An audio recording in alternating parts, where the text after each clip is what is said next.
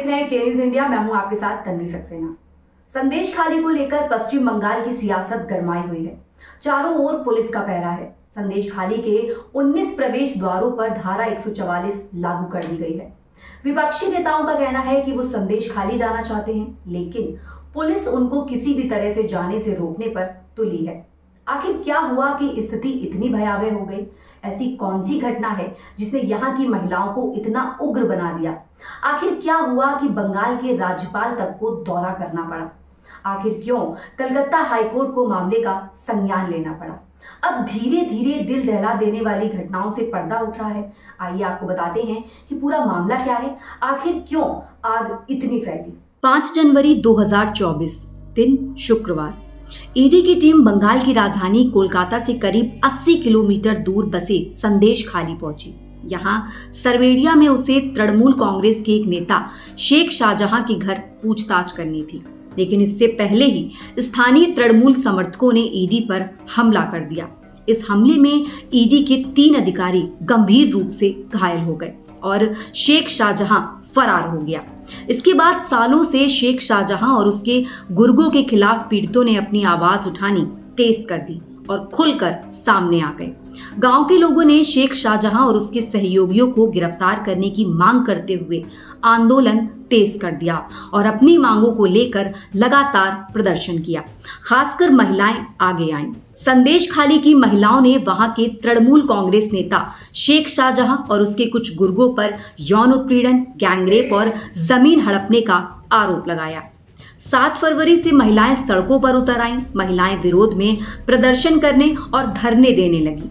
आक्रोशित महिलाओं ने शाहजहां के करीबी विश्वास पात्र और तृणमूल नेता शिबू हाजरा के खेत और पोल्ट्री फार्म में भी आग लगा दी। महिलाओं का आरोप है कि पोल्ट्री फार्म गांव के लोगों की जमीन छीनकर उस पर अवैध तरीके से बनाया गया। ये कई तरह के अवैध कार्यों का केंद्र था। उत्तर 24 परगना के संदेश खाली में शुरू हुए इस आंदोलन ने धीरे धीरे विकराल रूप ले लिया। आरोप है कि शाहजहां ने पार्टी के नाम पर गांव वालों पर लंबे समय तक अत्याचार किया, महिलाओं का यौन उत्पीड़न किया। रात को बहू बेटियों को अपने ऑफिस में बुलाता था, लेकिन कोई इसका विरोध नहीं कर पाता था। इसके बाद 9 फरवरी की रात यानी विरोध प्रदर्शन के दूसरे दिन रात से संदेश खाली में धारा 144 लागू कर दी गई। संदेश खाली ब्लॉक 2 के 8 ग्राम पंचायत इलाकों में दुकान बाजार बंद रहे। इंटरनेट सेवाएं भी ठप कर दी गईं। संदेश खाली थाना क्षेत्र में बड़ी संख्या में पुलिसकर्मी तैनात किए गए। इलाकों में पुलिस लगातार गश्ती लगा रही। संदेश खाली जाने वाली सभी रास्तों पर पुलिस की कड़ी नजर रही। इस बीच कलकत्ता हाईकोर्ट ने संदेश खाली में जारी धारा 144 पर स्वतः संज्ञान लेते हुए इसे रद्द कर दिया। सरकार कोर्ट में यह नहीं बता पाई कि आखिर पूरे संदेश खाली में धारा 144 क्यों लागू की गई।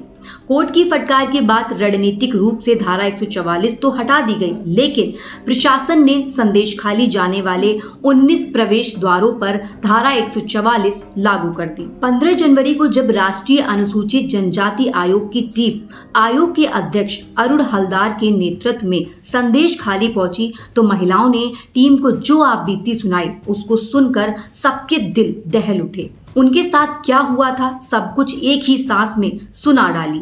महिलाओं ने आयोग को बताया कि रात में महिलाओं को बैठकों में बुलाया जाता था, उनका यौन शोषण होता था। आयोग के एक अध्यक्ष से एक बुजुर्ग ने बताया कि महिलाओं को घर में रहने नहीं दिया जाता, उनको बुलाकर बुरी तरह पीटा जाता था। रात 10 बजे जब महिलाओं को बैठकों में बुलाया जाता था, तब पुरुष घर पर ही रहते थे। लगातार खराब होते हालात के बीच राज्य के राज्यपाल सीवी आनंद बोस ने भी संदेश खाली क्षेत्र का दौरा किया और पीड़ित महिलाओं की बात सुनी। इस दौरान राज्यपाल ने महिलाओं को आश्वासन दिया कि उनकी कलाई पर राखी बांधने वाली महिलाओं को न्याय दिलाने के लिए पूरी मदद की जाएगी। विरोध प्रदर्शन के चलते तृणमूल कांग्रेस ने शनिवार की सुबह आरोपी उत्तम सरदार को उत्तर 24 परगना जिला परिषद सदस्य और तृणमूल के अंचल अध्यक्ष के पद से 6 साल के लिए सस्पेंड कर दिया। इसके कुछ ही घंटों बाद देर शाम पुलिस ने संदेश खाली से उत्तम सरदार को गिरफ्तार कर लिया। तृणमूल कांग्रेस के स्थानीय नेता शिबू हाजरा को भी संदेश खाली से पकड़ा गया है। संदेश खाली मामले को लेकर भाजपा ने पश्चिम बंगाल के उत्तर 24 परगना जिले के संदेश खाली में हिंसा और यौन उत्पीड़न की कथित घटनाओं के बारे में पता लगाने को लेकर एक पैनल का गठन किया। इसमें केंद्रीय मंत्रियों और सांसदों के 6 सदस्यों को शामिल किया गया। केंद्रीय मंत्री अन्नपूर्णा देवी को उच्च स्तरीय समिति के संयोजक के रूप में नामित किया गया।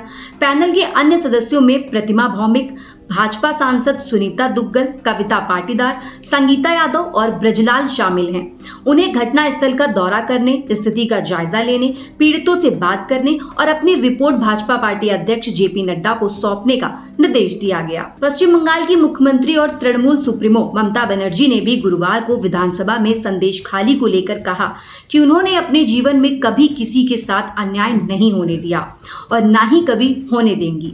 लेकिन संदेश खाली को लेकर पश्चिम बंगाल की सियासत गरमाई हुई है और मुख्य आरोपी शाहजहां शेख अभी तक गिरफ्तार नहीं हुआ है।